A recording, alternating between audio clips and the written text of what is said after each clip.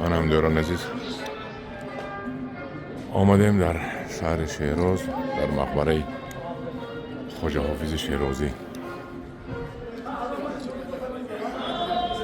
در آمدش اونجا بود.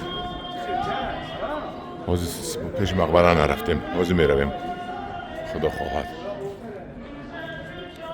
آدم بسیار آمده است زیارت.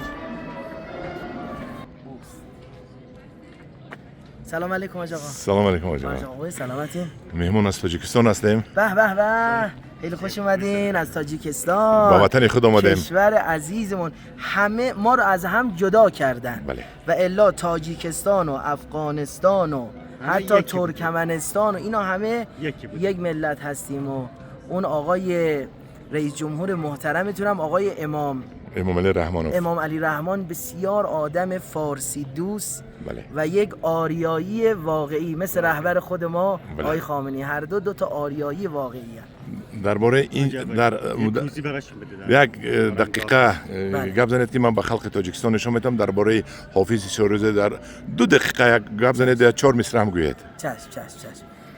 عرض سلام دارم خدمت همه، بذاریم بگم هموطنان تاجیکستانیمون، چون همه ما و همه فارسی زبانان در اصل یک وطن هستیم. مردم تاجیکستان اینجا مزار خواجه حافظ شیرازی، شاعر پرآوازه فارسی زبانه.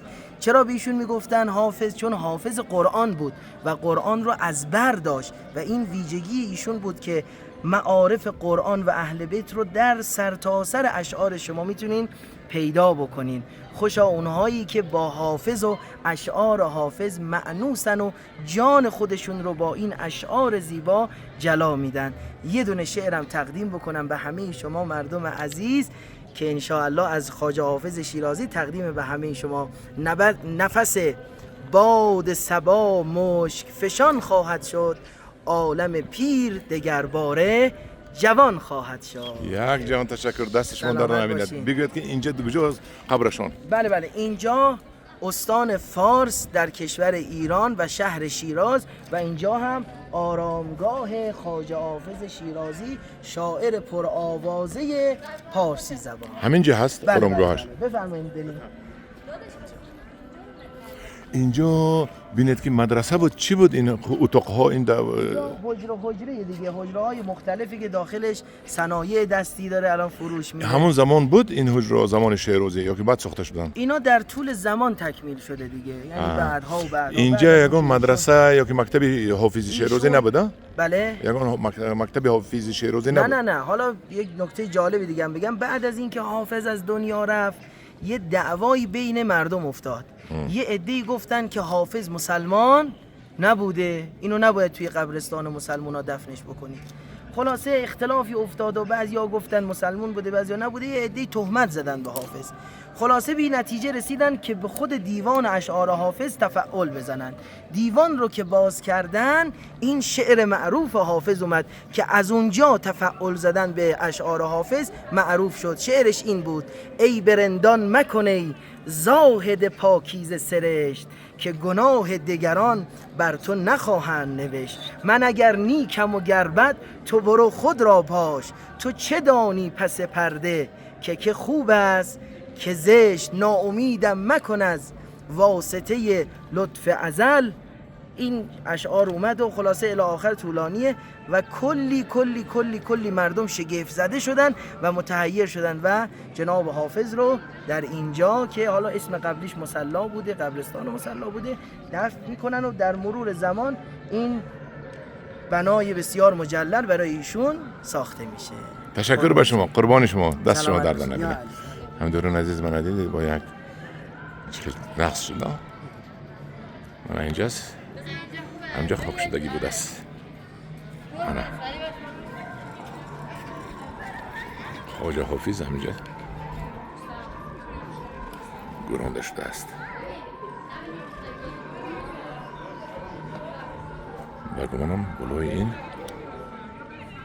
شعرشون نویسنده شده است: بالای بینایی بین الملل نوشته شده است که بین آدم اعضای یکدیگرند، چی در آفرینش یک گوهرند. چو عضو به درد آورد روزگار دیگر عضوها رو نماند قرار که این شعر حافظ شیرازی در بینای در امریکا در بالای بینای بین الملل نوشته شده است. درست؟ اون سعدیه. او سعدیه.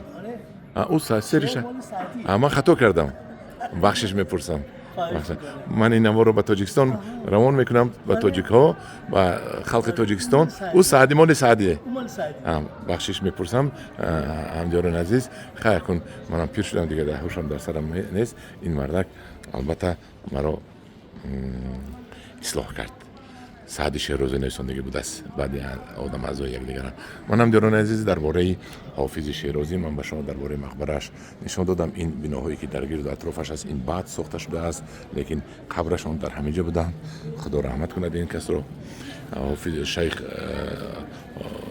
حافظ شیرازی رو دویم با سعدی شیرازی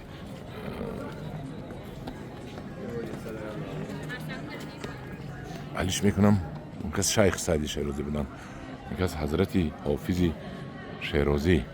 من هم دیران عزیز خواهی کن برای شعر سعدی رو به حافظ دادن من مرا جنجال نکنید. این مقبره شما است. در پناه خدا باشید. میریم نزدی مقبره سعدی شیرازی.